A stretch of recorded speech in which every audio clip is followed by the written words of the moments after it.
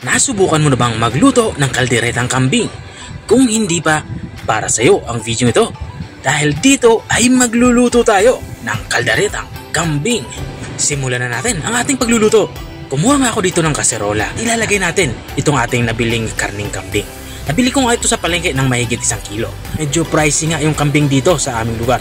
Nasa 600 per kilo nga yung karning kambing. Matapos kong mailagay yung ating karning kambing dito sa kaserola, ay lalagyan na natin ito ng tubig. Maglalagay na din ako dito ng luya. Bali pinitpit ko lang ito at naglagay din ako ng asin at itong ating suka.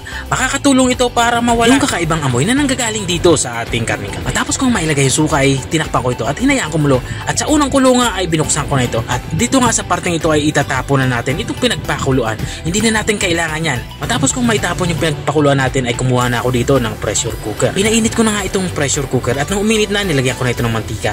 At nang uminit ng mantika ay naglagay na ako ng bawang. Magigisa na nga tayo sa parteng ito. Matapos kong mailagay yung bawang ay maglalagay na din ako dito ng sibuyas. Pulang sibuyas nga ang ginagamit ko dito. Pero kung may puti kayong sibuyas, walang problema yan. Okay lang naman puti ang gamitin. At kapag ganito na itsura ng ating mga panggisang sangkap ay ilalagay na natin itong ating pinakuluang karning kambing. Baling gagawin lang natin dito ay igigisa lang natin ng 1 hanggang mga 2 minuto para lumabas yung flavor nito. At habang kinigisa natin to, maglalagay na din ako dito ng tomato paste. Igigisa din natin tong ating inilagay na tomato paste para mabawasan yung asim nito. Medyo maasim nga ito dahil concentrated. At kung nanonood ka pa rin hanggang dito sa parte ng aking video, ibig sabihin na ay nag-i-enjoy ka. Baka pwede mo naman i-comment kung taga saan ka para alam ko kung hanggang saan umabot ang aking video. Balik tayo dito sa ating nilulutong ulam. Naglagay na nga din ako dito ng patis para may alat na ng kaunti. At matapos kung mailagay yung patis ay nilagyan ko na din to ng tomatoes. At tuloy-tuloy lang tayo sa ating pagsasangkot niya para kumapit yung ating mga inilagay na pampalasa dito sa ating karning kambing. At kapag ganito na itsura niya, lalagyan na natin to ng tubig. Ang tubig naman ay naka-level dito sa ating karning lulutuin. Matapos kung mailagyan to ng tubig ay tatakpan natin to. Bali ang gagawin natin ay ipe-pressure cooker natin to ng mga 10 to 15 minutes para siguradong malambot yung ating karning kambing. At habang tayo ay nagpe-pressure cooker sa ating karning kambing ay ihanda ko na din yung ating mga sangkap na gulay. Mayroon tayo ditong carrots. Ang gagawin ko lang dito ay ipapan-fry lang natin hanggang sa mag-brown ito or matustan ng kaunti. At matapos ko mailagay yung carrots, sinunod ko naman itong ating patatas. Ganun din sa carrots, ipapan-fry din natin to hanggang sa mag-brown ng kaunti. At isinunod ko na din yung ating bell pepper. Sa bell pepper naman ay ganun din ang gagawin natin. At kapag ganito na itsura niya, nag-brown na ito, ay kuha lang tayo ng malinis na lagayan at hanguin muna natin to at itatabi. At balik nga tayo dito sa ating karning kambing. Natapos na nga ang 15 minutes na pagpe-pressure cook.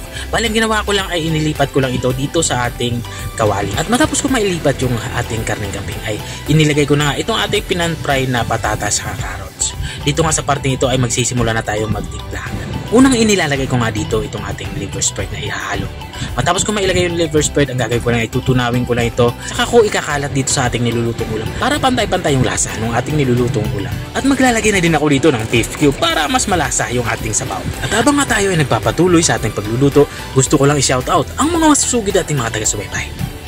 Shoutout nga kay Ma'am Nieves Kakbay ng Bulinaw, Pangasinan. Shoutout din kay Sir Rainier Tenedero ng Dasmariñas, Cavite.